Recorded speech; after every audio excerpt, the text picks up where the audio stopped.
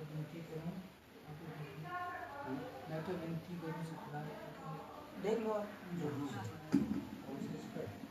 देखिए कि जो भी आपको उचित लगे मैं उसको बताइए ना, वहाँ पे सामने इंडेक्स में लिखा हुआ।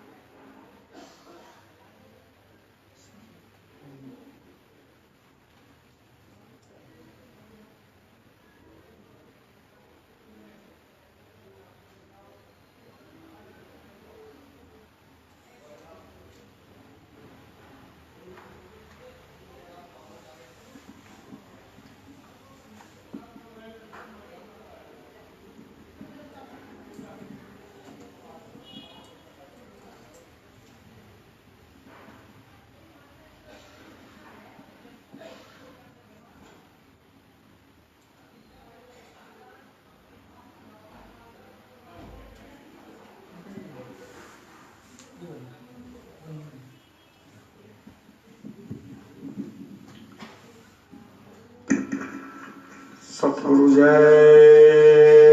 गुरुदेव, सतगुरु जय गुरुदेव, सतगुरु जय गुरुदेव, सतगुरु जय गुरुदेव, सतगुरु जय गुरुदेव। नाम किनका? प्रभु का, प्रभु का पावन नाम। सतगुरु जय गुरुदेव, सतगुरु जय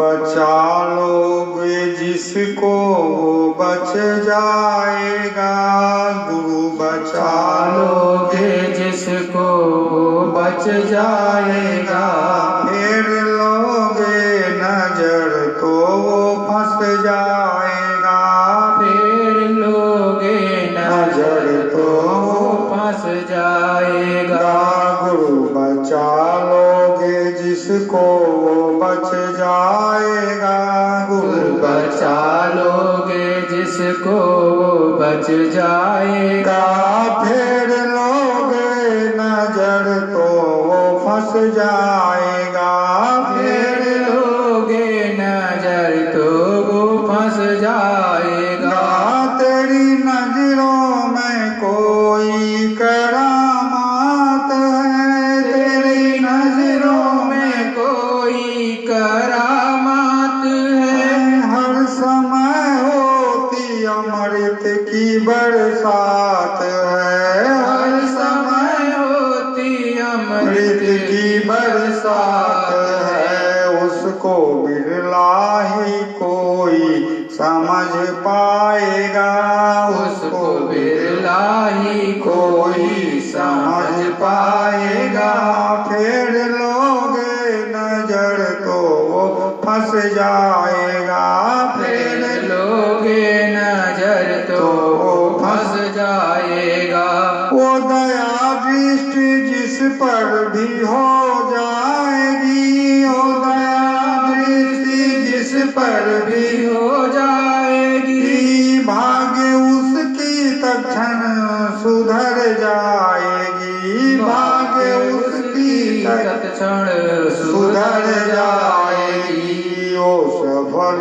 उसका नर्तन भी हो जाएगी, ओ सफल उसका नर्तन भी हो जाएगा, फोड़ लोगे नजर तो वो फंस जाएगी, फिर लोगे नजर तो वो फंस जाएगी, पंचु का भार कोई हो संसार का, पंचु का भार कोई हो संसार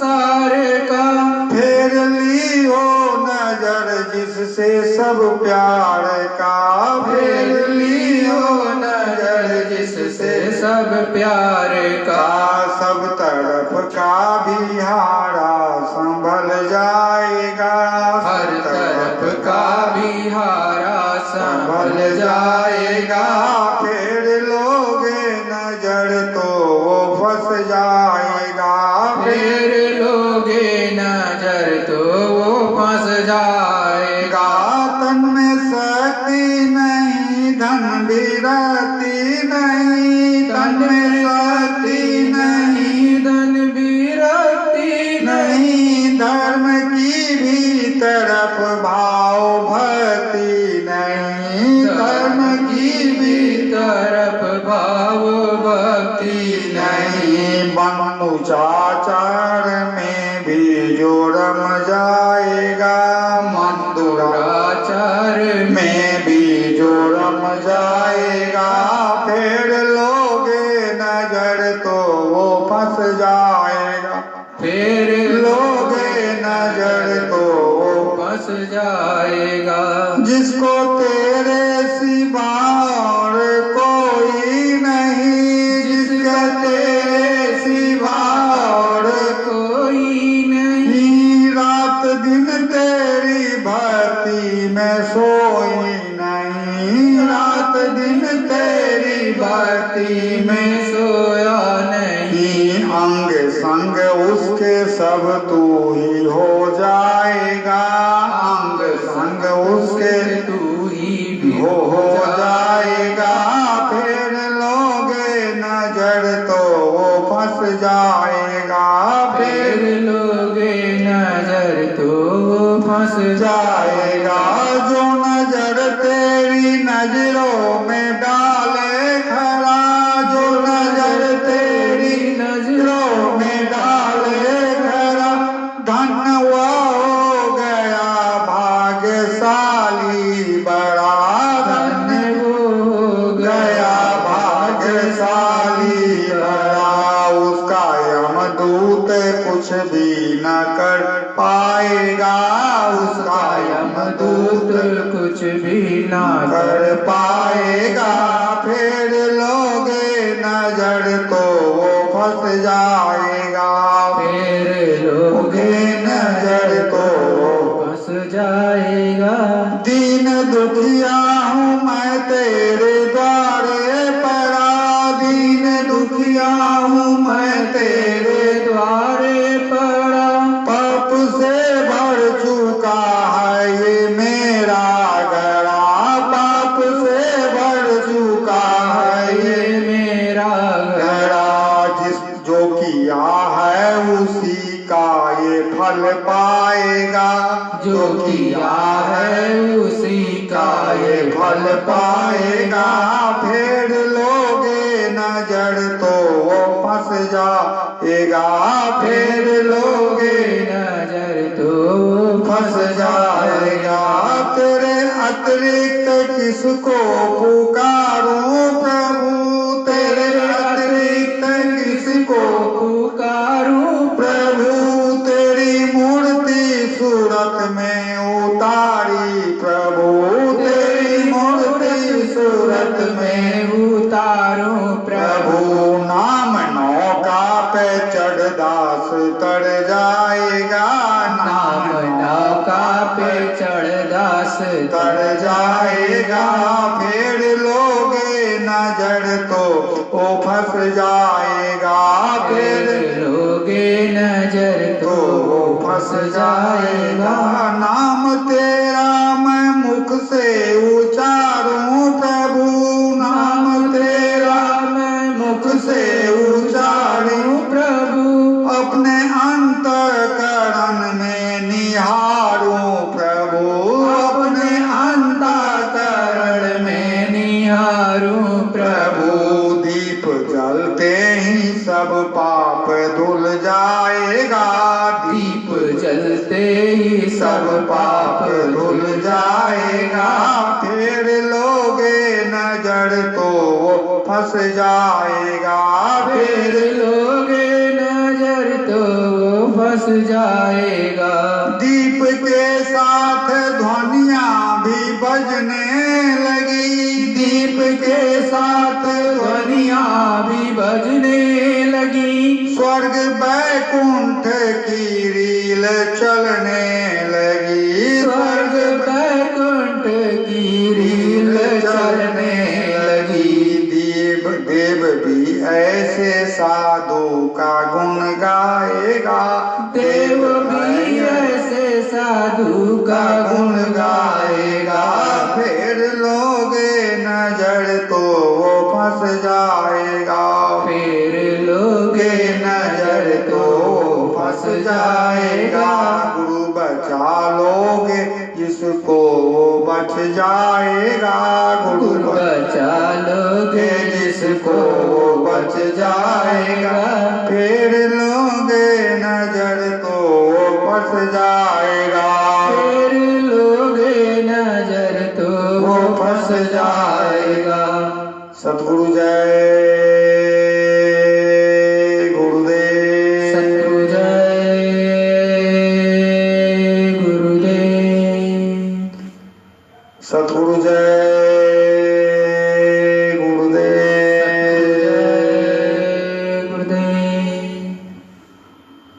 गुरुदेव तुम्हारे दर्शन को एक दस भिखारी आया है। गुरुदेव तुम्हारे दर्शन को एक दस भिखारी आया है। गुरुदेव तुम्हारे दर्शन को एक दस भिखारी आया है। गुरुदेव तुम्हारे दर्शन को एक दस भिखारी आया है। दो नैन कटोरे में आंसू भर भेंट चढ़ाने आया है। कटोरे में आंसू भर भेंट चढ़ाने आया है। तुम मुझ में बसो मैं तुझ में बसूं, तुम मुझ में बसो मैं तुझ में बसूं। पूर्ण हो है ये अभिलाषा, पूर्ण हो है ये अभिलाषा। तेरी शक्ति अनंत अपार गुरु, घट घट में आप समाया है।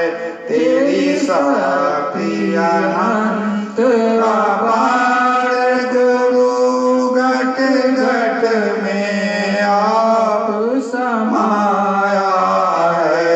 गुरुदेव तुम्हारे दर्शन को एक दस भिखारी आया है। गुरुदेव तुम्हारे दर्शन को एक दस भिखारी आया है। तन प्रेम रूप इस मंदिर में, तन प्रेम रूप इस मंदिर में, गुरु नाम की झनकार होवे। गुरु नाम की झनकार होवे। गुरुदेव तुम्हारी झनकारों ने जीवन सुफल बनाया है। गुरुदेव तुम्हारी झनकारों ने जीवन सुफल बनाया है। गुरुदेव तुम्हारे दर्शन को एक दस भिखारी भिखारी आया है। गुरुदेव तुम्हारे दर्शन को एक दस भिखारी आया है। नतमस्तक हूँ चरणों में तेरे, मन सुमरन में यह लगता रहे। नतमस्तक हूँ चरणों में तेरे, मन सुमरन में यह लगता रहे। इसे अटल रखो गुरु निज चरणों में, ये नीच शरण में आया है। इसे अटल रखो निज चरण में, ये नीच शरण में आया है। गुरुदेव तुम्हारे दर्शन को एक दस भिखारी आया है। गुरुदेव तुम्हारे दर्शन को एक दस भिखारी आया है। दो नैन कटोरे में आंसू भर भेंट चढ़ाने आया हूँ। दो नैन कटोरे भर आंसू भर भेंट चढ़ाने आया है। सतगुरु जय गुरुदेव। सतगुरु जय, सतगुरु जय गुरुदेव। सतगुरु जय गुरुदेव। सतगुरु जय गुरुदेव नाम जिनका प्रभु का पावन नाम। सतगुरु जय गुरुदेव। अखंड रूप से विराजमान परम पूज्य स्वामी जी महाराज के चरणों में मेरा कोटि प्रणाम। एवं विश्व एवं यहाँ पर उपस्थित समस्त प्रभु प्रेमियों से मेरा सादर सतगुरु जय गुरुदेव। प्रेमियों, ये सूरत, ये जीवात्मा, ये सोल उस प्रभु अनामी सतगुरु जो इस धरा मंडल पर वक्त के होते हैं, वो सुरतें जो अपने मालिक को, अपने सतगुरु को पहचानने लगती हैं, वो बहुत ही विनम्र भाव से अपने सतगुरु से उनके दर्शन पर्शन के लिए विनम्र निवेदन करती हैं कि हे सतगुरु, मैं आपके दर्शन पाऊं और आप मुझे अपना दर्शन दीजिए। सतगुरु हमेशा सुरतों को अपने पास बुलाने का हर जतन करते हैं और जिन सुरतों का पूर्ण उदय हो जाता है, वो सतगुरु उनको अपने पास बुला लेते हैं। या स्वयं इतनी दर्द भरी आवाज किसी सूरत की हो कि उसको वो सतगुरु बर्दाश्त ना कर पाए, तो वो स्वयं उसके पास में, चाहे वो जंगलों में, पहाड़ों में, पानी में, कहीं पर भी रहता हो, जो कि दुर्गम से दुर्गम हो, वहां पर भी सतगुरु पहुंच जाते हैं और उस सत्संगी रूपी जीव को, उस सच्चे जीव को, जो कि जिसके अंदर विरह की ज्वाला धधक रही, वो तड़प उसके अंदर उठ रही, उस प्यास को बुझाने के लिए सतगुरु कहीं पर भी चले जाते। ऐसे ऐसे वर्णन आपको मिलेंगे। एक बार अपने गुरु महाराज ने कहा, चलो भाई, हमको तो चाय पीनी है। ऐसे रास्ते में जा रहे थे, कहा हमको भाई चाय पीनी है। अब जो गुरु भाई गुरु महाराज की गाड़ी चला रहा था, अब वो चलता चला जा रहा था। तो एक ढाबा पड़ा रोड के किनारे। कहा गुरु महाराज ये है ढाबा, यहाँ गाड़ी रोक दें। गुरु महाराज ने कहा नहीं, चलो अभी और आगे चलो, देखते हैं आगे। तो गाड़ी चलती जा रही, बड़ी देर तक चलती जा रही। फिर एक छोटी सी झोपड़ी आई जो कि सड़क के एकदम किनारे थी, और वहां पर वो गुरु महाराज ने इशारा किया कि यहाँ पर जो है किनारे गाड़ी लगा दो। और उसने बड़े ही भाव से कहा कि उन गुरु भाई ने कि गुरु महाराज यहाँ पर क्या मिलेगा। कहा तुम जाओ तो उस झोपड़ी के पास जाओ।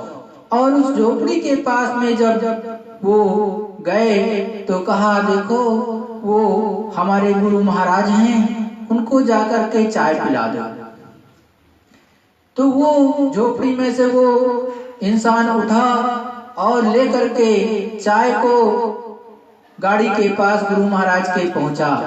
उसने देखा गुरु महाराज को तो हक्का बक्का रह गया, वो भाव विह्वल हो गया और तड़प उठी उसकी जीवात्मा, और उनको सत सत प्रणाम किया और रोने लगा। उस समय ऐसी ही दशा होती है, क्योंकि बहुत दिन पहले से वो बहुत ही गरीब वो इंसान था जो कि अपने सदगुरु परम संत सदगुरु जय गुरुदेव जी महाराज से मिलना चाहता था, लेकिन उसके पास पैसे नहीं थे। साल भर से वो पैसे इकट्ठा करते रखा भी, तो कुछ पैसे हुए तो उसे किसी चोर ने चुरा लिया। अब उसके पास पैसे नहीं गाड़ी के, तो वो जाता कैसे, बहुत दूरी थी। तो बहुत दूरी होने के कारण सतगुरु से इतनी अर्ज की, हे गुरु महाराज मैं तुमसे मिलना चाहता, दर्शन चाहता, मेरे पास पैसे नहीं हैं, हम कैसे आए, हे मालिक आप ही आ जाओ, मुझे दर्शन दे जाओ। तो उसकी तड़प को पुकार को सुन करके गुरु महाराज ने उसके यहाँ तक पहुँच गए और वो रोने लगा और दर्शन पा रहा, और अंतर में उसकी सूरत एकदम से मगन हो रही। सामने भी देख रहा कि सतगुरु इतने दयाल कि मेरी एक पुकार को मैं यहाँ बैठा, मेरे पास पैसे नहीं, लेकिन दर्शन देने के लिए यहाँ चले आए। तो ऐसी सूरतों के लिए वो कहीं पर भी विश्व के किसी भी कोने पर भी हो, तो वो दर्द भरी आवाज जब निकालती है, सच्ची आह तुम्हारे अंदर से निकलेगी, तो वो प्रभु वो मालिक अवश्य सुनता है। कहीं पर भी हो वो जीवात्मा, वो किसी न किसी रूप में कहीं ना कहीं वो पहुंच जाएंगे, कोई ना कोई रास्ता बना करके पहुंच जाएंगे। एक बार की बात है, गुरु महाराज बनारस में रुके हुए थे। उस समय पर की बात है कि गुरु महाराज किसी दूसरी जगह पर बैठे विराजमान थे। एक बहन जी थी जिनके अंदर भाव बहुत था, और उनकी हट ये हो गई कि हम गुरु महाराज को भोजन पहले कराएंगे, तो उन्होंने क्या बाद में हम भोजन करेंगे। गुरु महाराज को सामने चित्र रख दिया और गुरु महाराज के चित्र के सामने भोग लगा दिया और कहा लीजिए खाइए। अरे वो जड़ वस्तु, तो गुरु महाराज ने हमेशा कहा जड़ वस्तु थोड़ी ना कभी खाना भोजन करती है, तो वो जड़ वस्तु तो खा नहीं सकती थी। रात के 12-1 बज रहा था। उस समय पर वो बैठी रह गई कि जब तक गुरु महाराज भोजन प्रसाद नहीं ग्रहण करेंगे हम भोजन नहीं करेंगे। फिर क्या हुआ, गुरु महाराज जहाँ पर दूसरी जगह थे, उन्होंने एक सत्संगी से कहा कि उठो और मेरे साथ चलो। उस समय बहुत पहले की बात है, सभी सत्संगियों के पास साइकिल हुआ करती थी, इतने संसाधन थे नहीं। तो कहा चलो। तो उस सत्संगी ने कहा कि गुरु महाराज रात के 12 बज रहा है, इतने टाइम पर कहाँ चलेंगे। तो उन्होंने उस गुरु बहन का नाम बताया कि वो गुरु बहन वहाँ पर हट किए हुए बैठी है कि जब तक भोजन नहीं करेंगे आप, तब तक हम भी भोजन नहीं करेंगे। अरे वो हट के कारण भोजन ही नहीं कर रही, तो वहाँ तो चलना पड़ेगा। अब हुआ क्या, जो वहाँ पर उनके भाई साहब थे वो बहुत हठी, मतलब उस गुरु बहन के जो हस्बैंड थे, पति थे, वो बहुत हठी थे और सतगुरु दयाल अपने गुरु महाराज को नहीं मानते थे। तो उन्होंने कहा उस सत्संगी ने कि गुरु महाराज आप वहां चलेंगे और वो उनके हस्बैंड, उनके पतिदेव आपको मानते नहीं गुरु के रूप में, तो वो अनादर करेंगे। गुरु महाराज ने कहा कोई बात नहीं, तुम चलो। तो वो सत्संगी गुरु महाराज की आज्ञा से चल पड़ा और उस सत्संगिनी के घर दरवाजे के सामने जा करके रुका। तो जब साइकिल की आवाज सुनी तो उस गुरु बहन ने स्वयं दरवाजा खोला और देखा, तो गुरु महाराज को देखा तो तुरंत उनके चरणों में गिर पड़ी, उसके बाद अंदर ले गई। तो गुरु महाराज ने कहा देखो ये जो तुम भोग लगा के बैठी हो चित्र के सामने, ये चित्र जड़ वस्तु है, ये इससे तो यादगारी रहेगी कि आपने इस रूप में नामदान लिया है। जब आपकी दिव्य दृष्टि थर्ड आई ऊपर में खुलेगी, अंदर में खुलेगी, ऊपर ये जीवात्मा चलेगी, तो यही स्वरूप आपको हमेशा ऊपर में मिलेगा, हर जगह मदद करेगा, वो चेतन स्वरूप होगा। लेकिन ये जो फोटो के रूप में है ये जड़ स्वरूप है, ये ना कुछ खाएगा, ना पिएगा, ना बोलेगा।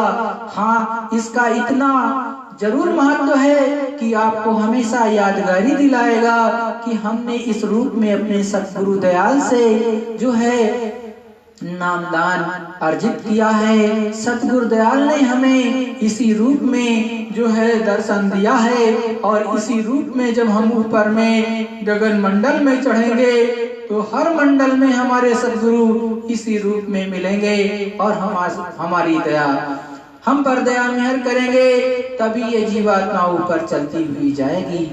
और तब मुन्नी बाई ने बनारस में भोजन ग्रहण किया गुरु महाराज के सामने।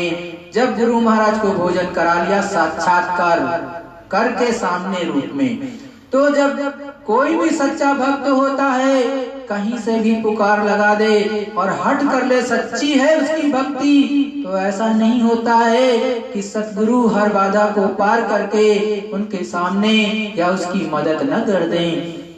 लेकिन अटल विश्वास होना चाहिए अपने सदगुरु पर, तब होता है। अगर प्रहलाद को अटल विश्वास न होता अपने प्रभु पर कि हम इस खंभ से भी हमारे प्रभु निकल करके हाजिर हो जाएंगे, तो वो कभी न कहते कि इस खंभ में भी हमारे प्रभु विराजमान हैं और इसी से निकल आएंगे।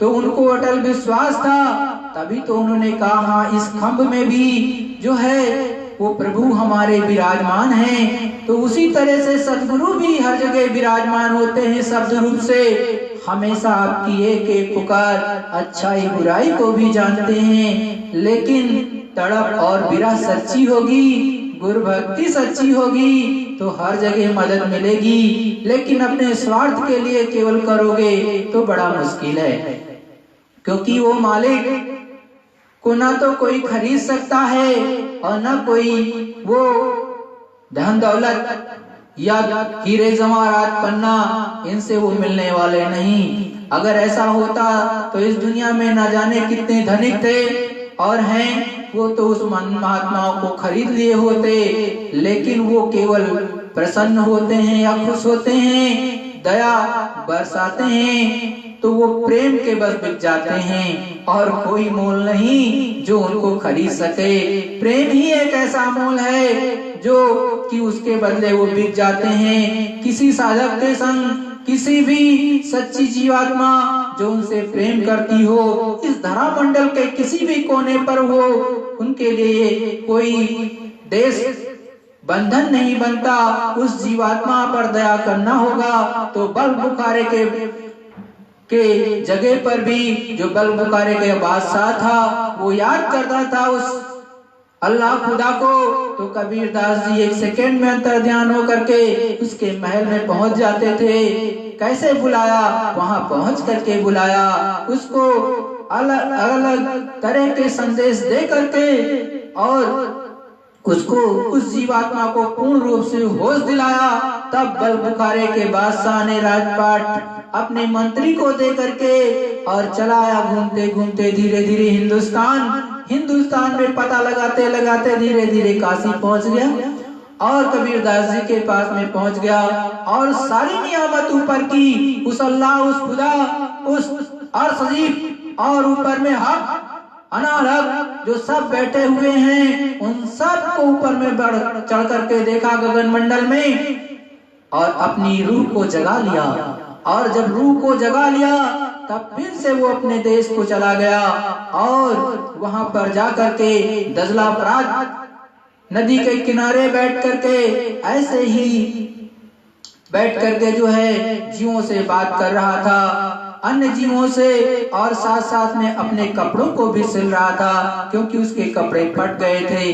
तब उसका मंत्री वहां पर पहुंचा और कहा, बादशाह यहाँ क्या कर रहे हो? तब उसने जो है उसको दिखाया कि किस तरह जो है आगे का, कि इस तरह से एक सुई जो जिससे वो सिल रहा था क्योंकि वो हट कर रहा था, कि चलो आपका राजपाट है, आप राजपाट अपना ग्रहण कर लो। लेकिन जब ऊपर की खिलकत किसी को मिल जाती है, जो सारी सृष्टि का मालिक होता है, जो ऊपर जीवात्मा आने जाने लगती है, जिसकी सब कोई आज्ञा को मानता है, वो पूरी सृष्टि पर राज कर रहा होता है, तो तुच्छ राज के लिए वो कहीं नहीं जाता कि हमको राजपाट दे दो। उसने मना किया, लेकिन जो है मंत्री माना नहीं, तो उठा करके सुई को उस नदी में फेंक दिया और कहा, जाओ मेरी नदी को में से जो है आप इस सुई को निकाल करके दे दो तो हम चले चलेंगे। अब वो मंत्री ने बहुत प्रयास किया, जितने उसके साथी थे उसको भी लगा दिया, लेकिन उसमें से उस सुई ढूंढ नहीं पाया। उसने कहा, आप आज्ञा करें तो मैं सैकड़ों खच्चर इस पर लाद करके सुई को ले आऊं और आप ले लीजिए और चलिए, लेकिन वो सुई मैं नहीं दे सकता जो आप वाली थी, जिसको आपने नदी में फेंक दिया। तो क्या अन्य सुई से हमें कोई मतलब ही नहीं? हमें चाहिए तो हमारी ही सुई ला करके आप दे दीजिए, हमारी इतनी शर्त, हम जो है महल में चलेंगे। तो उसने कहा, महाराज बादशाह, हम आपको वो सुई नहीं दे सकते। तब उन्होंने कहा, ठीक है, तुम नहीं दे सकते, देखो मैं अभी यहाँ इस जल में रहने वाली जीवों से कहता हूँ और वो ला करके सुई को देंगी। तब उन्होंने आदेश दिया, आए मछलियों, जो मेरी सुई थी आप ला करके हमें वापस कर दीजिए। एक मछली अपने गलपड़ में उसी सुई को दबाए हुए ऊपर निकल के आई, और बल बुखारे का बादशाह ने उसको धीरे से ले लिया। तो उन्होंने समझाया अपने मंत्री को और कहा, देखो, जो इस प्रकृति पे राज करता है वो इस तुच्छ राज्य के लिए नहीं जाने वाला। तुम जाओ, अब तुम ही राजा बने रहो, मुझे इससे लेना देना कुछ नहीं है। तो ऐसी जब जीवात्माएं होती हैं जो सभी से प्रेम करने लगती, किसी से उनकी इसकी दुश्मनी नहीं होती है, सच्चे संत फकीर जो सच्ची जीवात्माएं जाग जाती हैं, जिनका अंतःकरण खुल चुका होता है, स्वच्छ और साफ हो चुका होता है, जिसकी जीवात्मा जगमग जगमग कर रही होती है, वो तो हर एक में जीवात्मा को देखती है, वो शरीर को नहीं देखती। इसी को मतलब द्वै भाव खत्म हो जाना कहते हैं, एक भाव सम भाव से या एक ही दृष्टि से देखना कहते हैं। लेकिन जब तक ये नहीं होता है तब तक द्वै भाव रहता है। तो प्रेमियों, अपने आप को, अपनी जीवात्मा को जगाओ, सतगुरु के एक एक वचनों का पालन करो। कभी भी किसी भी समय पर सतगुरु दयाल ने, जो परम संत गुरुदेव जी महाराज ने आपको नामदान दिया, उस अमोलक धन से अपने को रगड़ो और रगड़ रगड़ करके इस अंतःकरण पर चाहे जितनी गंदगी जमा हो, कितने जन्मों की, कितने युगों की, उसको साफ कर सकते हो। जो ऊपर से आवाज आ रही, ध्वनि आ रही, उसको पकड़ करके जब सुनने लगोगे तो जितनी भी गंदगी इस पर जमा है सब साफ हो जाती है। घंटा भी सुनाई देगा, शंख भी सुनाई देगा, मृदंग भी सुनाई देगा और बादलों की गड़गड़ाहट भी सुनाई देगी। ऊपर में जो अन्य बाजें वो भी सुनाई देंगे, बीन बांसुरी भी सुनाई देती है, सब सुनाई देता है। करोगे तो पाओगे, नहीं करोगे तो नहीं पाओगे। जितने ये बाजे इस जगत में बजते हैं वो सभी उस प्रभु के यहाँ की नकल हैं। और असल में तो ऊपर है, लेकिन जब आप करोगे तो पाओगे, नहीं करोगे तो क्या पाओगे। तो प्रेमियों, हमेशा अपने निरख परख करते रहो और याद रखो, निस्वार्थ भक्ति करो और हमेशा हर सत्संगी के साथ भी निस्वार्थ सेवा करो, ना कि उसमें कोई भी किसी भी तरह की झलक मात्र भी स्वार्थ की भावना हो। निस्वार्थ हो करके करोगे तो वो भी भक्ति में परिणित हो जाएगी। वो मालिक सतगुरु दयाल हर चीज देखता है, आपके एक एक भाव को जानता है, वो हर चीज जानता है। जब आप निर्मल पवित्र रहोगे, निर्मल मन हो जाए आपका, तभी तो उसको प्रभु को पाओगे। निर्मल मन नहीं होगा तो साफ साफ कहा है कि मोह कपट छल छिद्र न बाबा। बड़े साफ शब्दों में कह दिया कि मुझे कपट वाले भक्ति पसंद ही नहीं, और जिसके अंदर छल छिद्र हो वो भी नहीं प्राप्त कर सकता मुझे। निर्मल मन जन्म सोई मोह पावा। निर्मल मन जिसके अंदर होता है, जरा भी कोई कपट, जरा भी द्वेष भाव नहीं, वही उस प्रभु को प्राप्त कर सकता है। और कलयुग में तो बहुत आसान है, सतगुरु ने बारंबार आपको बताया। अब गुरु महाराज की पत्रिका से ही जो उनके मुखारबिंद से निकले हैं एक एक कलाम, उन कलामों को आप सुने।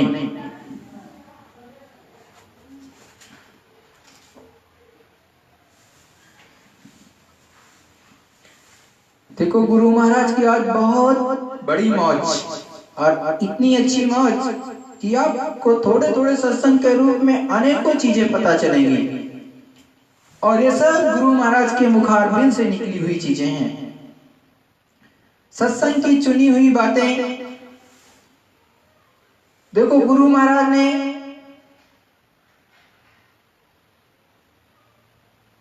सत्ताईस दिसंबर 1988 में कहा, आज प्रातः सत्संग सुनाते हुए स्वामी जी ने कहा कि ये आश्रम है, आश्रम के कुछ नियम होते हैं। प्रातः घंटी बजे तो फौरन उठकर आ जाओ। दया देने का स्थान होता है, सत्संग में बैठोगे तो दया मिलेगी।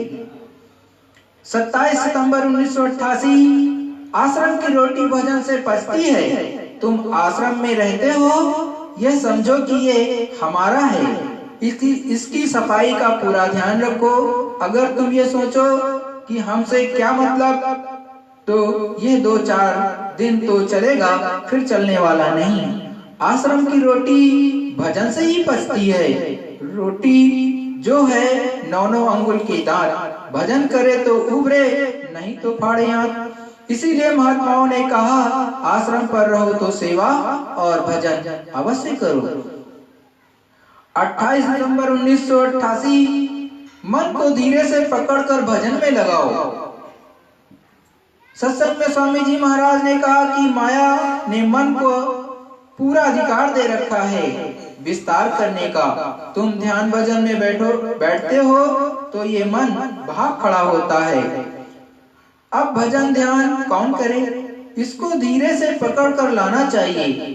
ध्यान भजन के वक्त यह मालूम हो जाता है कि मन कहाँ गया।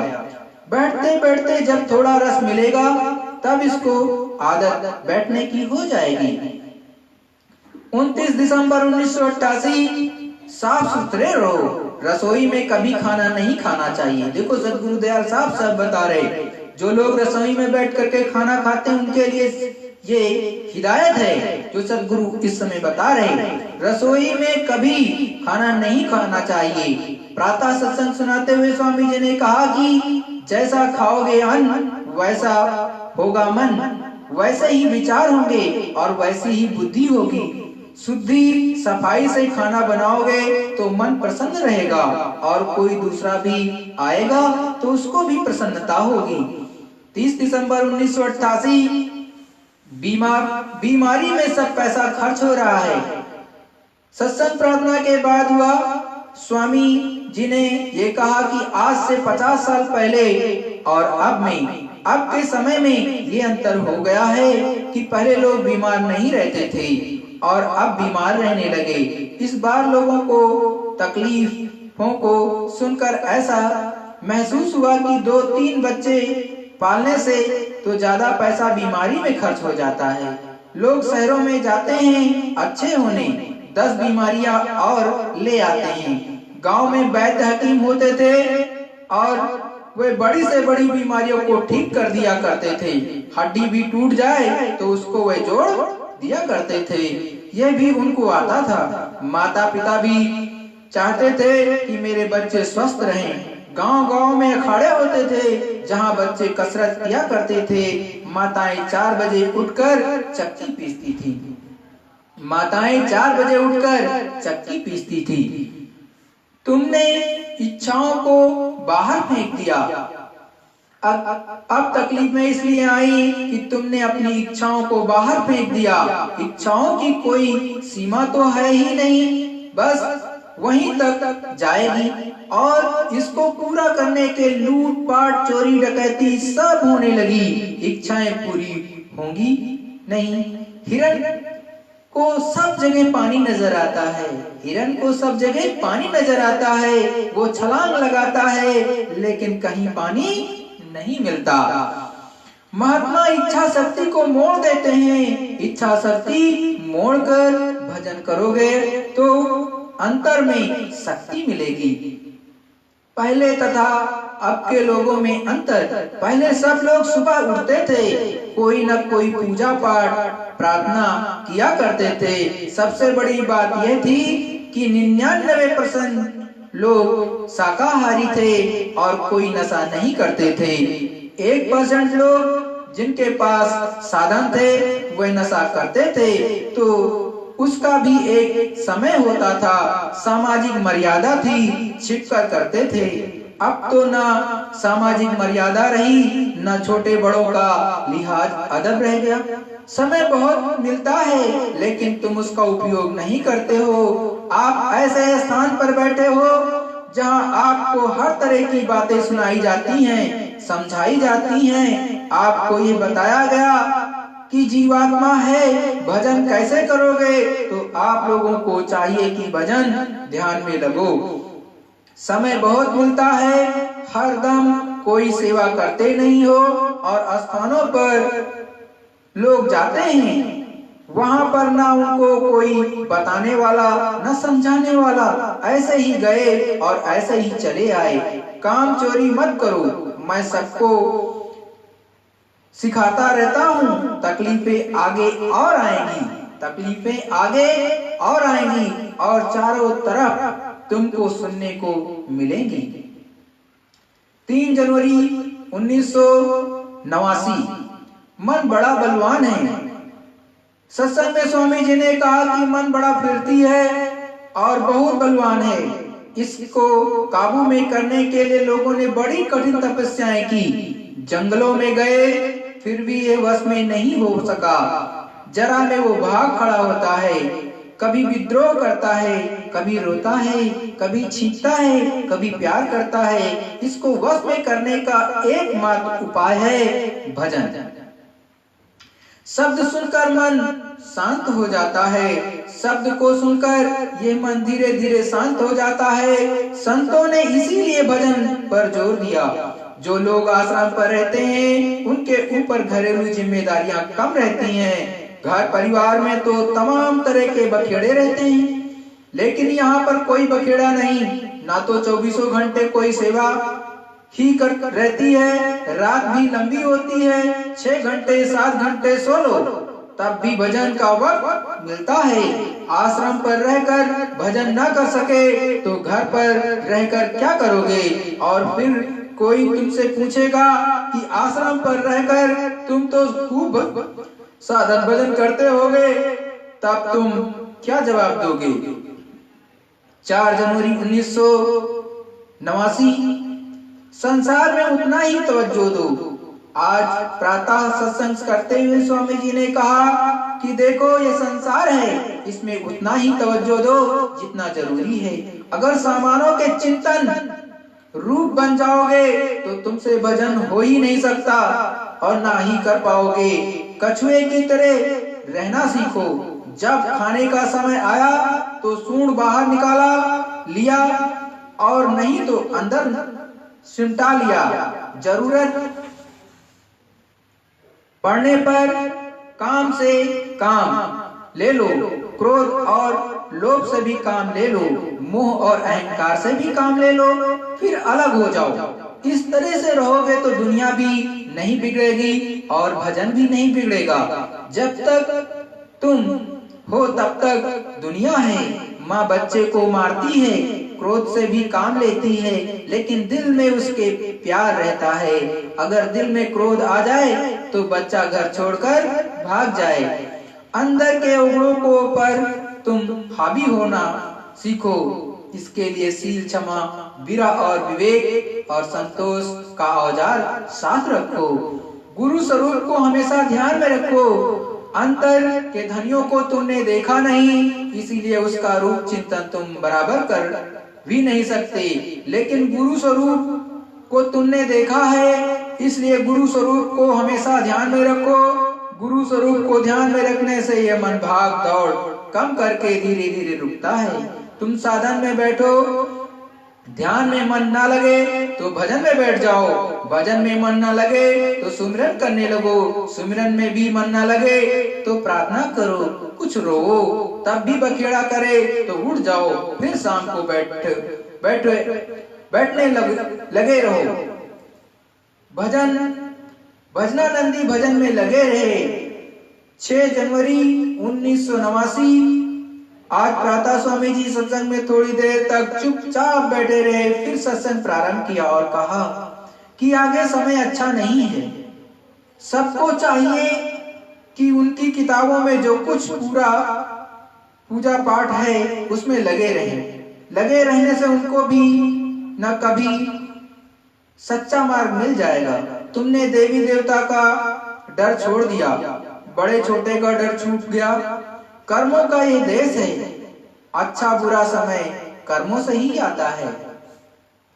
आगे एक ऐसी आंधी कुदरती चलेगी कि लोगों के विचार बदल जाएंगे, भाव बदल जाएंगे और अच्छे लोगों की मांग होने लगेगी। तुमको भजन का रास्ता मिला है।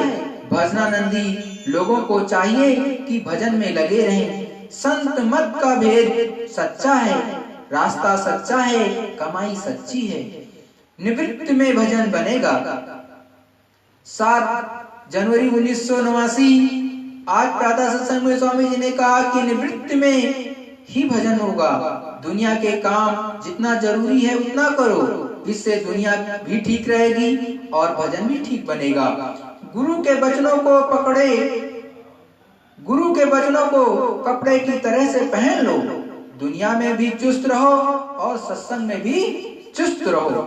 सबको समान शिक्षा दी जाती है। 8 जनवरी 1989 सत्संग में स्वामी जी ने कहा कि इस बात को सब लोग ध्यान में रखो कि ये भंडारा 40 सालों से हो रहा है। गुरु महाराज को गए 40 साल हो गए। इस स्थान पर 25 साल से भंडारा हो रहा है। यहाँ पर कभी हिंदू, मुसलमान, सिख, ईसाई के लिए कुछ नहीं कहा जाता। ऐसी कोई शिक्षा नहीं दी जाती जिससे किसी का नुकसान हो। यहाँ तो हमेशा यही सिखाया जाता है कि सब लोग इंसान हैं, आदमी हैं। सब लोग भजन करो, इबादत करो, पूजा करो, जैसा जिसकी किताबों में लिखा है। पूजा रोज अवश्य करो। जब तक सच्चा रास्ता नहीं मिलता है तब तक अपने तौर तरीके से पूजा इबादत करते रहो। कुछ तो करो। जब सच्चा रास्ता मिल जाए तब इस पर चल पड़ो। रोज बैठो, जो कूड़ा कचरा आ जाता है उसको तो साफ करते रहो। जैसे बाहर एक दिन झाड़ू लगा दी, दूसरे दिन न लगाओ तो कूड़ा कचरा आ जाएगा। 2-4 दिन न लगाओ तो कूड़ा कचरा इकट्ठा हो जाएगा। इसी तरह अंतर की सफाई के लिए भजन पर बैठो। अंतर की सफाई भजन और सुमिरन से होती है। कर्मों की गंदगी साफ होती रहेगी तो मन साफ हो रहेगा, शांत रहेगा। गंदगी आने से मन चंचल रहता है। निस्वार्थ मेहनत कभी बेकार नहीं जाती है।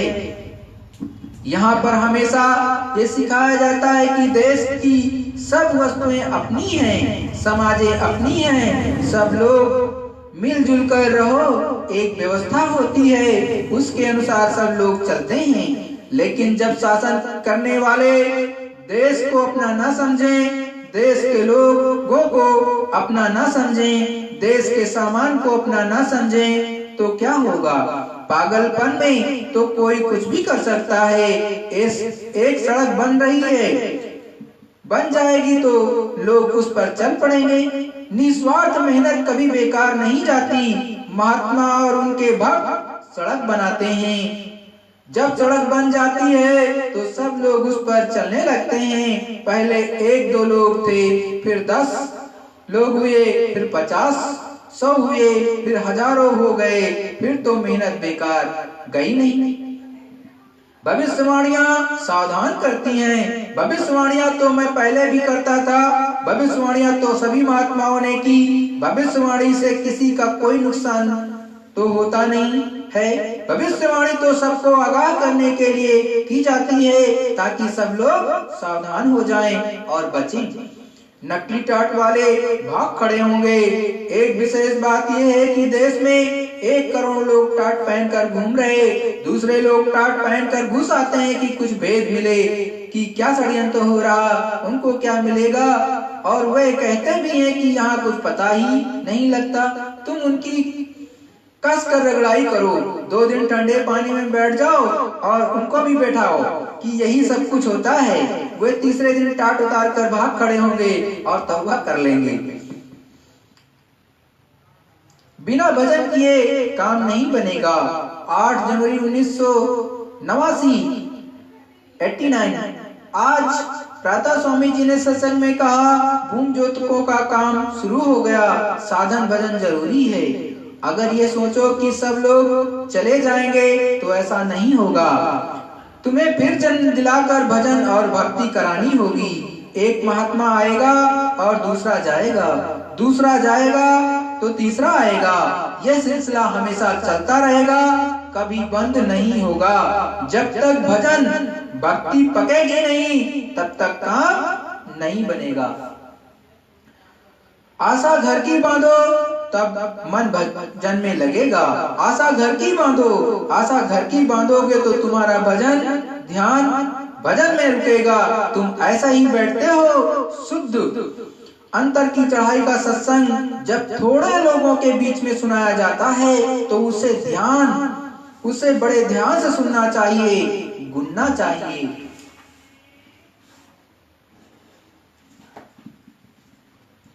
और फिर उसी के अनुसार नाम कमाई में लग जाना चाहिए। जब बहुत भीड़ होती है तो उसमें हर भाव के लोग आते हैं, इसीलिए हर तरह के शब्द आते हैं। अगर प्योर शुद्ध सत्संग सबके सामने किया जाए तो लोग उठकर चल देंगे। सूचना मिली है 2300 ग्रामों में पाती दूध का संदेश पहुंच गया है।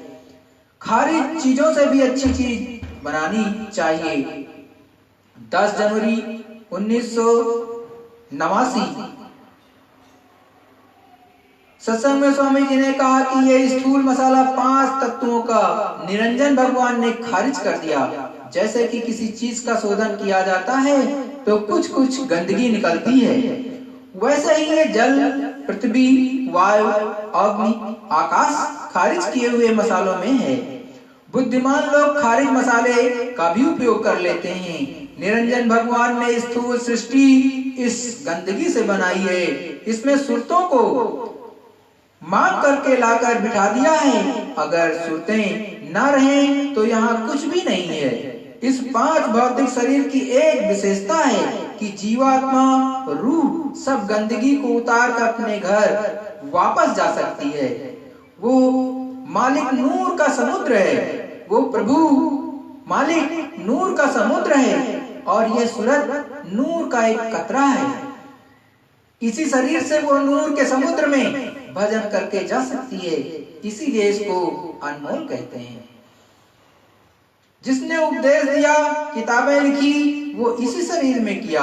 जिन लोगों ने किताबें लिखी, उपदेश दिए, वे इसी शरीर में आए। देवी देवता, ब्रह्मा, पार ब्रह्मा, इन लोगों ने न कोई किताब लिखी, न कोई उपदेश दिया। इसी शरीर के द्वारा लोगों को उपदेश दिया गया। सब जब महाप्रलय की अवस्था आती है तो पानी, हवा ये सब पतले हो जाते हैं। इतने पतले हो जाते हैं कि एक दूसरे में समाते चले जाते हैं और सिमटते चले जाते हैं और यहाँ कुछ नहीं रहता है। लेकिन ये अवस्था कभी कभी होती है। तुम तो भजन करो और भजन करके शरीर से अलग हो जाओ। भजन जरूरी है, ये शरीर दोबारा मिलता नहीं है। ऊपर के 3 लोकों का वर्णन सत्संग सुनाते हुए स्वामी जी ने कहा कि ऊपर के तीनों लोकों का ज्ञान, शक्ति, इसका वर्णन यूं ही नहीं किया जाता। वैसे तो ऊपर लोकों में अलग लोक की, अगम लोक की, सतलोक की सीमा है, लेकिन कोई बंधन नहीं है। कहीं भी आ जा सकते हैं। सब जगह एक रस है। इसीलिए ऊपर के 3 लोकों में उपासना नहीं है। उपासना सत्यलोक तक की जाती है। गुरु की दया से दरवाजे खुलते हैं। नीचे के भी जितने लोग हैं सबकी हद बंधी है और वहां के धनी अपने अपने लोकों में राज्य करते हैं। दूसरे स्थान में सूरज पर कारण कपड़ा पहनाया गया है। इसके बाद सूक्ष्म, फिर लिंग और फिर स्थूल कपड़ा सबसे मोटा है, पंच भौतिक है। दूसरे स्थान के ऊपर सूरज पर कोई खोल नहीं है, पर दृश्यों का बंधन है। साधक उन्हीं में फंस जाता है। हर स्थान के धनियों ने अपने अपने दरवाजे बंद कर रखे हैं। बगैर गुरु की दया के तुम अंदर एक कदम भी नहीं चल सकते हो। संतों ने आद से अंत और अंत से आद सबका भेद बताया है। देवी देवता, ब्रह्मा, पार ब्रह्मा, ये सब अलग अलग हैं और अलग अलग इनके लोक हैं। लोग नहीं जानते हैं, लोग नहीं जानते हैं और अज्ञानता में कहते हैं कि सब एक है। गुरु की दया का सहारा लेना ही होगा, तभी जीवात्मा ऊपर में चढ़ेगी। देखो सद्गुरु जय गुरुदेव। देखो सद्गुरु दयाल ने आज अलग अलग छोटे छोटे सत्संगों के रूप में, जो कि अमर संदेश पत्रिका में उस समय की एक एक वाणी इसमें दी गई गुरु महाराज की, कितनी सारगर्भित है। आज हमें और आपको, दुनिया के लोगों को इससे प्रेरणा मिलती है कि हमको घर परिवार में किस तरह रहना चाहिए, कैसे पहले लोग करते थे, आज इतनी बीमारियां कैसे ही इतनी ज्यादा है, तो उससे बचने का उपाय भी बताया सदगुरु ने। जब घर में खाना बनता है रसोई में, गुरु महाराज ने उसके भी बहुत छोटी सी चीज है, लेकिन सदगुरु दयाल इतने करुणामयी कि उस चीज को भी बता रहे कि देखो कि जहाँ पर रसोई बनती है वहां पर कभी भी भोजन नहीं करना चाहिए, मतलब वो अशुद्ध हो जाती है किसी तरह से। इसीलिए आपको हिदायत दे रहे कि भोजन की रसोई के स्थान से थोड़ा हट करके थोड़ी दूरी पर भोजन ग्रहण करो आप, तो वो ठीक रहेगा।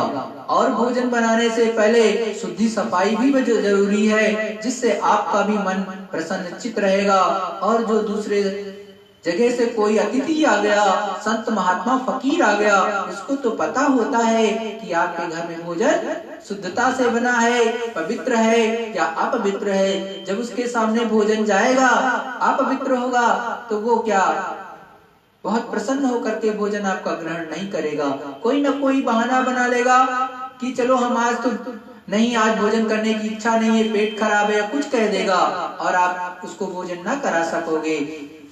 तो वो जो दया आपको मिलनी चाहिए थी, भोजन के बहाने वो एक आपका जो बाइट खाता या 2 बाइट या 10 बाइट खाते, लेकिन उससे ना जाने कितनी बड़ी दया आपको मिल जाती, जिसका वर्णन शब्दों में तो किया नहीं जा सकता, लेकिन आप उससे भी वंचित रह जाओगे। तो शुद्धता और सफाई, पवित्रता ये बहुत जरूरी है और इससे बहुत तरह की बीमारियां भी नहीं आती हैं।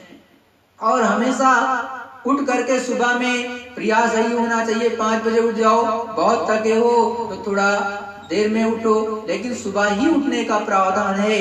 हमारे ऋषि मुनियों ने भी बताया, संतों महात्माओं ने भी बताया कि देखो भाई, सुबह ही जल्दी उठ जाओ। और जब जल्दी उठ जाओगे, फ्रेश हो गए, थोड़ा सा समय निकाल करके सच्चा ध्यान भजन सुमिरन कर लो। और यदि ये चीजें नहीं पता है सच्ची पूजा किस तरह होती है, तो जैसे अभी कर रहे हो, आप जिस तरह से कर रहे हो, चाहे किताब किसी भी किताब में जो लिखा है, चाहे जिसकी पूजा कर रहे हो, अपने अपने धर्मों के मुताबिक जो पूजा कर रहे हो वही कर लो। तो उससे भी आगे चल करके सच्चा संत, सच्चा फकीर, सच्चा मुर्शिद, कामिल मुर्शिद मिल जाएगा, तो आपको अपना मुरीद बना लेगा। और जब आप उसके मुरीद बन जाओगे, तो सच्ची इबादत इस जीवात्मा से, इस रूह से, इस सोल से कैसे की जाती है आपको बता देंगे वो सच्चे महात्मा। जब आपकी सूरत का वो अहोभाग्य जागृत होगा तो आपको बता देंगे, और उस समय से आप उस सच्ची सड़क पर चल पड़ना जिसको संतों और महात्माओं या उनके गुरु भक्तों ने बनाया है। और देखो, गुरु मान ने कहा कि देखो, मन ऐसे कभी रुकने वाला नहीं, चाहे तुम जंगल चले जाओ, चाहे तुम घर में रहो, चाहे कहीं भाग जाओ, अगर मन रुकता है तो वो सच्चा भजन से रुकता है, वो कलमा आयतों को सुनने से रुकता है, वो आकाशवाणी देववाणी को सुनने से रुकता है। ऊपर से जो प्रभु के मुखारबिंद से निकलती हुई आवाज आपकी जीवात्मा तक आती है, उसको जब आप ये सुनने लगती है जीवात्मा, तब जाकर के शांत होता है, अदरवाइज शांत नहीं होने वाला। तो देखो, उस चीज को जानो, उस चीज को समझो। और गुरु महाराज ने ये भी कहा, समझाया कि ऐसे काम बनने वाला नहीं है। आपको भजन का रास्ता दिया गया, चाहे आश्रम पर रहते हो, चाहे दुनिया में घर परिवार में रहते हो। आश्रम वासियों को तो गुरु महाराज ने यहाँ तक कहा कि आपके पास ज्यादा समय होता है। भाई, जो परिवार में गृहस्थ में रह रहा, उसके पास समय कम होता, वो तो सबकी व्यवस्था देखेगा। लेकिन आप तो आश्रम पर रहते, तो आश्रम पर तो आपको कम जिम्मेदारियां होती हैं, एक तरह से गृहस्थ वाली तो कम ही रहती हैं। तो उसमें आपको ज्यादा भजन करना चाहिए, ज्यादा प्राप्ति करना चाहिए। अगर कोई सत्संगी जो बाहर का है पूछ लेगा, भाई तुम पूरे हुए, तुमको कुछ दिखाई सुनाई देता है, कुछ ऊपर में प्राप्ति की, तो क्या बता दोगे? कहोगे भजन मन नहीं रुकता भजन में। अगर ये कहोगे तो सबसे गलत मैसेज जाएगा, बहुत बुरा प्रभाव पड़ेगा लोगों के ऊपर कि ये आश्रम पर ही रहता है, आश्रम की सेवा में सही से ना तो सेवा किया और ना ही इसका मन रुका, क्योंकि आप पर जिम्मेदारियां कम और भजन और सेवा नहीं किया, तो वो जो आपने रोटी खाई वो भी तो दिक्कत करेगी आपको। उसके लिए भी कहा 9 अंगुल दांत होते हैं उसके, भजन करे तो उबरे, नहीं तो पाड़े वो भी पाड़ी जाएगी। तो इन चीजों को समझना चाहिए, हर सत्संगी को समझना चाहिए, वो किसी भी आश्रम पर रहता हो। ये जरूरी नहीं कि जो हमारे गुरु महाराज का आश्रम है उसी पर रहता हो, वो किसी भी आश्रम पर रहता हो, विश्व के कहीं पर संतों फकीरों का कोई आश्रम हो, कोई भी जगह हो जहाँ पर कि लोग दान दक्षिणा देते हैं और वहाँ के लोग सच्चा भजन नहीं करते, तो ये बात सब पर लागू होती है, किसी एक पर नहीं लागू होती है। ये सार्वभौमिक बात है, कही है संतों और फकीरों ने, हमारे गुरु महाराज ने। तो हर एक को सोचना चाहिए कि जीते जी प्रभु को देखें, चाहे वो देवी देवताओं को, चाहे वो आद्या महाशक्ति को, चाहे वो शक्ति लोक में, चाहे महामाया लोक में, और शुद्ध, उसी को शुद्ध माया कहते हैं उसको, और जो त्रिवेणी कहते हैं उसको भी, और जो प्रभु का धाम निरंजन भगवान का लोक जो कि तीनों लोकों के मालिक है, उनके भी धाम को देखें, ब्रह्म के पद को भी देखें, और ब्रह्म का जो धाम है उसको भी देखें, पार ब्रह्म का धाम जो है उसको भी देखें, उनके वहाँ का जो राजा है, वहाँ के जो धनी हैं, उनका भी दर्शन करें, और उसके ऊपर में चल करके महाकाल का भी दर्शन करें, और तब सत्पुरुष करतार का दर्शन, अपने सच्चे पिता का दर्शन होगा। और वैसे तो सच्चे पिता यही रहते हैं जिसने आपको नामदान दिया। जो सत्यलोक तक आपको पहुंचा दे वही वास्तव में सत्पुरुष करतार होता है, वही अनामी पुरुष करतार होता है। तो वो आपको पहुंचाएगा और वहीं उस कुर्सी पर विराजमान भी वही रहता है। आपको हमेशा वही दिखेगा, कोई दूसरा नहीं दिखेगा। अरे ये कतरा है, ये जीवात्मा एक कतरा है उस नूर का, सतलोक धाम अनामी धाम का। और ये कतरा यहाँ से जा करके उस समुद्र में मिलेगा तो वो उसी का रूप हो जाती है। लेकिन ये हमेशा याद रखना, समुद्र समुद्र होता है और कतरा कतरा ही रहता है। तो अपनी जीवात्माओं को जगाओ, अपनी अंतर आत्मा से पूछो। हर सत्संगी को चाहिए, जो भी विश्व का कोई सत्संगी हो, किसी भी धर्म को मानता हो, जो अपने को सत्संगी मानता हो, धर्म कर्म पर चलता हो, उसके अंतर आत्मा पूछनी चाहिए कि हमारी जीवात्मा उस प्रभु के आज तक दर्शन की है कि नहीं की। उन देवी देवताओं की जिसकी हम पूजा करते हैं, उस स्वर्ग वैकुंठ को, बहिष्ठ को और जन्नत को मैंने देखा कि नहीं देखा, खुदा गॉड को देखा कि नहीं देखा।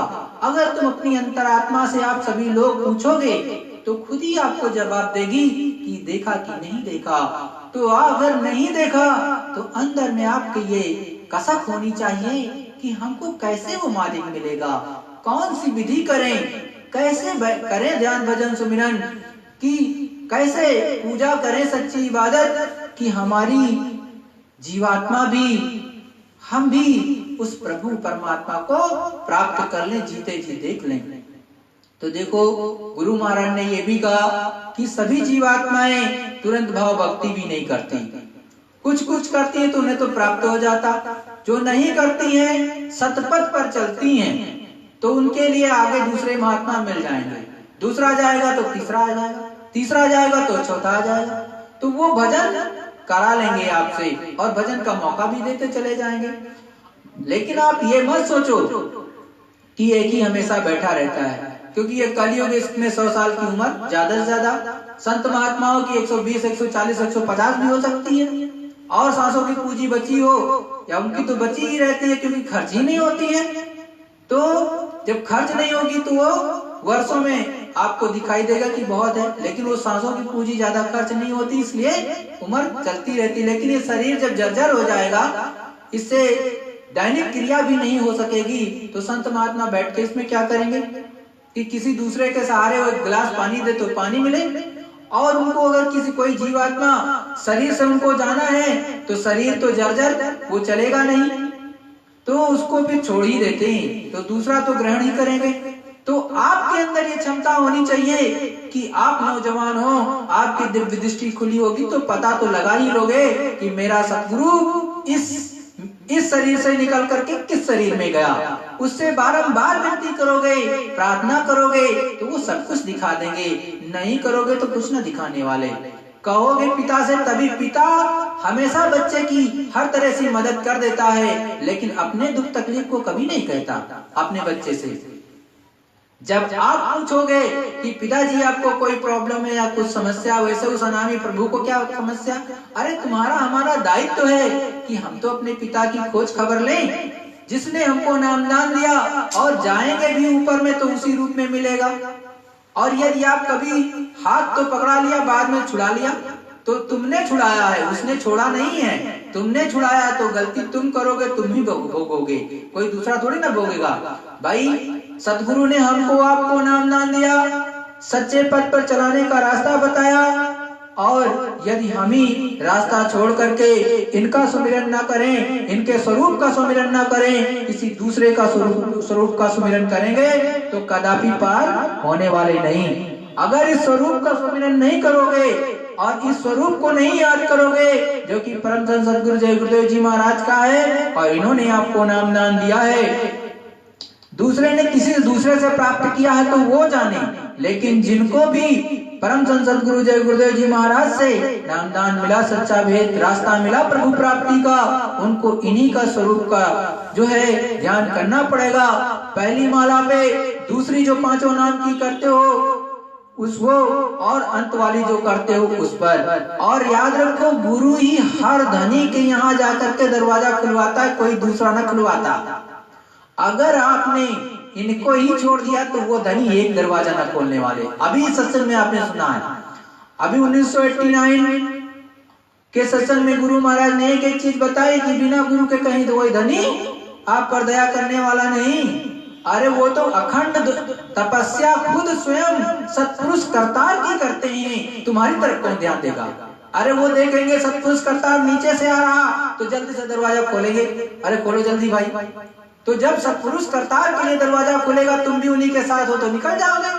तुम्हें इस बुद्धि को तुम्हारे समझ में नहीं आता। अरे बुद्धि भी सत्संग सुन सुन करके ही समझनी चाहिए, ये परिपक्व होनी चाहिए, सद्दुक्कड़ी भाषा को समझना चाहिए। सतगुरु दयाल सब चीज नहीं बताते। अभी इसी में बताया था कि जब बहुत भीड़ होती है तो हर तरह के शब्द आते हैं, हर भाव के लोग होते हैं, इसलिए आप ज्यादा चीजें अपनी पकड़ पाओगे, केवल अपनी चीज को जो आपको पकड़ना है। लेकिन जब कम लोग हों और बहुत ही आध्यात्मिक सत्संग सुनाया जा रहा हो तो उसको बहुत ही ध्यान से सुनना चाहिए और गुरु मानने का गुनना चाहिए। तब उसी में ही वो सच्चा भेद बताते हैं ऊपर चढ़ने का, और उसी को गुन लोगे तो निकल जाओगे, नहीं तो भीड़ देखते रह जाओगे। भीड़ में तो बहुत आते हैं, चोर भी आते हैं, उचक्के भी आते हैं, और हर तरह के गंदे लोग भी आते हैं, अच्छे लोग भी आते हैं। संत महात्मा तो हमेशा बाजार लगाते हैं जिससे कि ये जीवात्माओं पर दया हो जाए। अभी नहीं सुधरे तो 10 दिन बाद सुधर जाएंगे। वो उनकी बात कहीं ना कहीं उनके दिमाग में जाकर के फिट होगी और ऐसे मोड़ पर उनको ले जा पटकेगी कि वो सच्चे रास्ते पर चल पड़ेगी। तुरंत तो नहीं हो सकता, कोई चीजें धीरे धीरे बदलती हैं, तो उनका ऐसा करिश्मा और ऐसा चमत्कार होता है जिसको सामान्य व्यक्ति नहीं समझ सकता, और ना सामान्य विज्ञान और ना ही फिजिकल साइंस, ना ही कोई साइंस समझ सकती। Where the world philosophy ends there the religion start. जहां पर दुनिया का हर विज्ञान समाप्त होता है, वहां से धर्म की ABCD शुरू होती है। तो उनका तो वो विज्ञान है। तो हमको आपको अपने सदगुरु की बात को मान करके इसी जीवन काल में, इसी जीवन खंड में उस प्रभु को प्राप्त कर लेना चाहिए। सदगुरु जय गुरुदेव। प्रेमियों, एक प्रार्थना होगी, उसके बाद सभी लोग ध्यान भजन सुमिरन में विश्व के किसी भी कोने में हो तो हमारी उनसे आग्रह प्रार्थना कि ध्यान भजन सुमिरन अवश्य करेंगे, क्योंकि यही निज काम है। और जो हम लोग करते हैं दुनिया का काम, वो निज काम नहीं है, वो तो इस खारिज मसाले के लिए करते हैं जिसको निरंजन भगवान ने खारिज कर दिया। लेकिन वो सबसे बड़े बुद्धिमान, यही गुरुमान ने समझाया, वो सबसे बड़े बुद्धिमान कि उन्होंने इस खारिज मसाले, 5 तत्वों का खारिज मसाला, उससे भी ये पंच भौतिक शरीर को तैयार कर दिया और इसमें बैठा दिया जीवात्मा को। और इसी में से ये जीवात्मा हमेशा हमेशा के लिए मुक्त भी हो सकती है। तो इस खारिज मसाले में हम और आप बैठे हुए हैं, मन के धन को तो इकट्ठा करते रहेंगे पूरे जीवन काल, और मन के धन को इकट्ठा करते करते एक दिन शरीर जाएगा छूट, और जैसे छूटा वैसे ही ये सब खत्म। यहाँ का धन यहीं रह जाएगा, परमार्थ में कुछ नहीं जाएगा।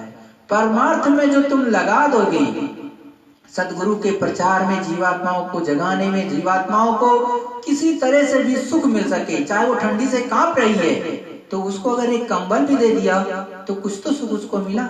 वो जीवात्मा ही तो है कांप रही है, क्योंकि ठंड, शरीर में ठंड लगेगी तो जीवात्मा भी को भी कष्ट होगा। तो उस तरह से भी सेवा कर दी तो कुछ तो पूर्ण बनी जाएगा। लेकिन अगर वो भी ना कर सके तो बेकार है। तो इसी जीवन में अपनी जीवात्मा को जगा लो। सदगुरु जय गुरुदेव।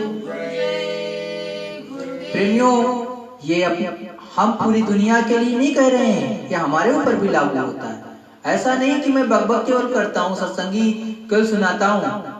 देखो, सतगुरु के वचन हमारे ऊपर भी उतना ही लागू होता है जितना आप पर लागू होता है।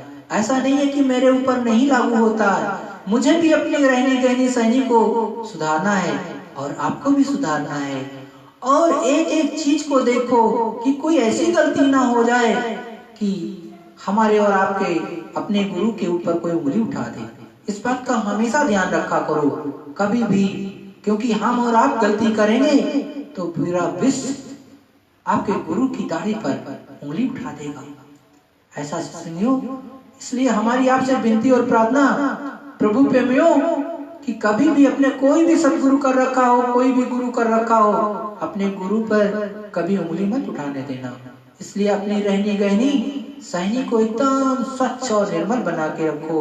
लाख तूफान आए, लाख आंधी चले, चाहे कहते नहीं हो चाहे कांटों पर मुझे चलना पड़े, चाहे अग्नि में मुझे जलना पड़े, रहे ध्यान तुम्हारे चरणों में। तो ध्यान हमेशा अपने सतगुरु के चरणों में, उनके शब्दों पर होना चाहिए कि हमसे कोई ऐसी गलती ना होने पाए कि हम पर कोई उंगली उठाए, और वो उंगली आपके गुरु पर उठेगी।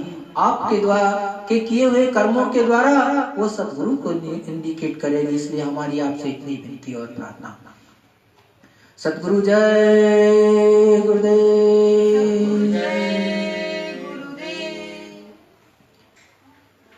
गुरु का ध्यान कर प्यारे, बिना इसके नहीं छूटना।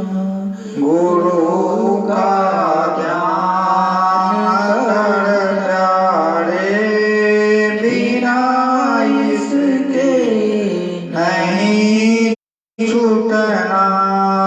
नाम के रंग में रंग जा, मिले तो ही धाम निज अपना। नाम के रंग में रंग जा, मिले तो ही धाम निज अपना। गुरु की शरण को दृढ़ कर ले, बिना इसका काज नहीं सरना। गुरु की शरण दृढ़ कर ले, बिना इस काज नहीं सरना। लाभ और मान क्यों चाहे, पड़ेगा फिर तुझे देना। लाभ और मान क्यों चाहे, पड़ेगा फिर तुझे देना। कर्म जो करेगा तू, वही फिर भोगना भरना। कर्म जो करेगा तू, वही फिर भोगना भरना। जगत के जाल से ज्यों त्यों हटो मर्दानगी करना। जगत के जाल से ज्यों त्यों हटो मर्दानगी करना। बड़ा बैरी है मन घट में, इसी को जीतना कठिना। बड़ा बैरी है मन घट में, इसी को जीतना कठिना। पढ़ो तुम इसी के पीछे, और सब ही जतन तजना। पढ़ो तुम इस ही के पीछे, और सब ही जतन तजना। जिन्होंने मार मन डाला, उसी को सूरमा कहना। जिन्होंने मार मन डाला, उसी को सूरमा कहना। गुरु गुरु से प्रीत कर पहिले बहुर घट शब्द को सुनना गुरु का ध्यान कर प्यारे बिना इसके नहीं छूटना। बात ये मान दो मेरी और नहीं कर कछु जतना। बात लो मान लो मेरी और नहीं कर कछु जतना। हार जब जाए मन तुझसे चढ़ा दे सूरत को गगना। हार जब जाए मन तुझसे चढ़ा दे सूरत को गगना। और सब काम जग झूठा त्याग दे इसी को गहना। और सब काम जग झूठा त्याग दे इसी को गहना। गुरु का ध्यान कर प्यारे बिना इसके नहीं छूटना। गुरु का ध्यान कर प्यारे बिना इसके नहीं छूटना। सतगुरु का ध्यान कर प्यारे बिना इसके नहीं छूटना। सतगुरु का ध्यान कर प्यारे बिना इसके नहीं छूटना। सतगुरु जय गुरुदेव। सतगुरु जय गुरुदेव। गुरु स्वरूप एवं पांचों धनियों को विधि पूर्वक दृष्टि प्रणाम करके सभी गुरु भाई बहन जो भी सत्संग को देख रहे या यहाँ पर उपस्थित हैं, ध्यान सुमिरन ध्यान और भजन पर बैठेंगे। सतगुरु जय गुरुदेव।